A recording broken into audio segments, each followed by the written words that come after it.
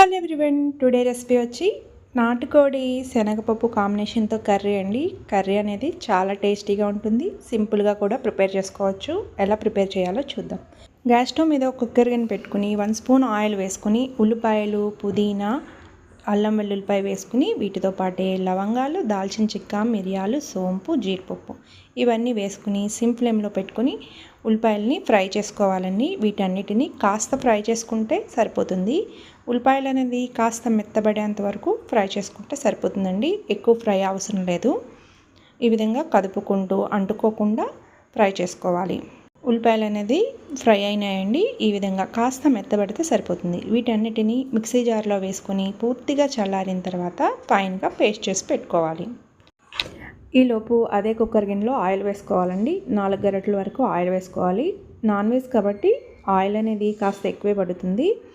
ఎండుమిరపకాయ, జీలకర్ర, కరివేపాకు వేసుకుని ఇవి వేగిన తర్వాత దీంట్లోనే మనం ముందుగా మిక్సీ పెట్టుకున్న ఆనియన్ పేస్ట్ అండి. ఆనియన్ పేస్ట్ అనేది ఈ విధంగా ఫైన్గా పేస్ట్ చేసుకోవాలి.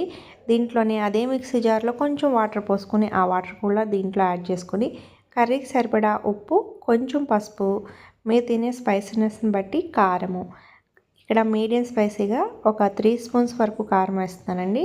అలానే 1 స్పూన్ వరకు ధనియాల పొడి, ఇదంతా వేసుకుని మిక్స్ చేసుకుని సిమ్ ఫ్లేమ్లో పెట్టుకుని ఈ వాటర్ అనేది పూర్తిగా ఎగిరిపోయి ఆయిల్ అనేది సపరేట్ అయ్యేంత వరకు మూత పెట్టుకొని కుక్ చేసుకోవాలి. ఈ విధంగా ఆయిల్ అనేది సపరేట్ అవుతుంది. ఉల్లిపాయలు అనేది పచ్చి వాసన పోతుంది. ఇప్పుడు ముందుగానే ఉడికించి పెట్టుకున్న చికెన్ అండి, దీంట్లోని ఉప్పు, కారం, పసుపు, ఆయిల్ వేసుకుని ఇదంతా ఒకసారి మిక్స్ చేసుకుని చికెన్లో నుంచి వాటర్ అనేది పూర్తిగా ఎగిరిపోయేంత వరకు కుక్ చేసి పెట్టుకున్న చికెన్ అండి. నాటుకోడి కాబట్టి ముందుగానే ఇలా ఉడికించి పెట్టుకోవటం వల్ల ముక్క అనేది త్వరగా ఉడుకుతుంది, అలానే టేస్టీగా ఉంటుంది. ఈ విధంగా ఉడికించుకున్న చికెన్ వేసుకుని ఈ ఫ్లేవర్స్ అన్నీ పట్టే విధంగా ఒక 5 మినిట్స్ పాటు వేపించుకోవాలి. ఈ విధంగా వేగిన తర్వాత ముందుగానే మీకు వీలుంటే నైట్ టైం నానబెట్టుకోండి, లేదంటే ఒక 3 అవర్స్ బిఫోరే శనగపప్పును నానబెట్టుకుని ఆ శనగపప్పు కూడా యాడ్ చేసుకుని ఈ ముక్కలు అనేది ములిగేంత వరకు వాటర్ పోసుకుని ఇదంతా మిక్స్ చేసుకుని మూత పెట్టుకుని మీడియం ఫ్లేమ్లో ఒక 5 విజిల్స్ రానిస్తే సరిపోతుందండి. మీరు తీసుకునే చికెన్ లేతదైతే ఒక 3 విజిల్స్ అయితే సరిపోతుందండి.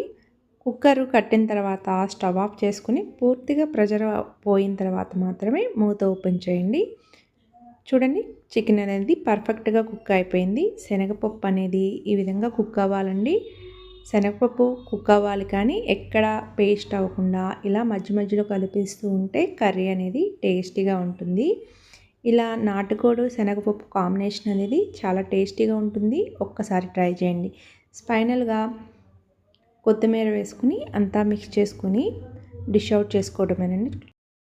మీకు ఈ వీడియో నచ్చినట్లయితే లైక్ చేయండి, కొత్త వాళ్ళైతే సబ్స్క్రైబ్ చేయండి. ఎలా ఉందో కామెంట్ రాయండి. Thank you for watching.